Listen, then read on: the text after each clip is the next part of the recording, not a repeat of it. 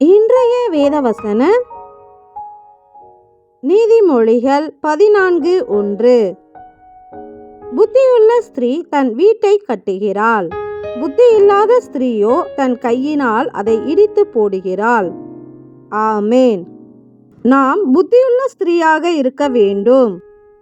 ஏனெனில் புத்தியுள்ள ஸ்திரீயே தன் வீட்டை கட்டுவாள். நம்முடைய வீடு எங்கு கட்டப்பட வேண்டும் என்றால், தேவனால் கட்டப்பட்ட கைவேலை அல்லாத நித்திய வீடு பரலோகத்திலே நமக்கு உண்டென்று அறிந்திருக்கிறோம் என்ற வார்த்தையின்படி, கைவேலை அல்லாத நிரந்தரமான வீடு நமக்கென்று பரலோகத்தில் கட்டப்பட்டு இருக்கிறது. அந்த வீட்டில் நாம் பிரவேசிக்க வேண்டும் என்றால் நாம் புத்தியுள்ள ஸ்திரீயாக இருக்க வேண்டும். நாம் புத்தியில்லாத ஸ்திரீயாக இருப்போமானால் நம்முடைய கையாலே நமக்கான வீட்டை இடிப்பவர்களாக இருப்போம். அன்றியும் தன் வீட்டை கலைக்கிறவன் காற்றை சுதந்தரிப்பான். காற்று ஒரு இடத்திலும் நிலைத்திருக்காதது போல புத்தியில்லாதவர்கள் தேவனுடைய சமூகத்தில் நிலைத்திருக்க மாட்டார்கள்.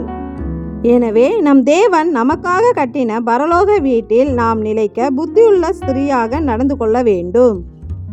புத்தியுள்ள ஸ்திரீ யாரெனில், புத்தியுள்ளவர்கள் தங்கள் தீவட்டிகளோட கூட தங்கள் பாத்திரங்களில் எண்ணெயையும் கொண்டு போனார்கள் என்ற வார்த்தையின்படி, தீவட்டி தரும் ஒளி போல நம் பாதைக்கு ஒளியாயிருக்கும் தேவ வசனத்தையும், அந்த வசனத்தை நம் இருதயத்தில் நிலைக்க செய்யும் எண்ணெயாகிய அபிஷேக தைலத்தையும் எப்பொழுதும் தன்னோடு வைத்திருப்பவர்களே. எனவே நாமும் நம் தேவன் நமக்காக பரலோகத்தில் கட்டின நிரந்தர வீட்டில் நிலைக்க தேவ வசனத்தை நம் இருதயத்தில் வைத்துக்கொண்டும் பரிசுத்த ஆவியின் அபிஷேகத்தை பெற்றுக்கொண்டும் அவருக்காக காத்திருப்போம்.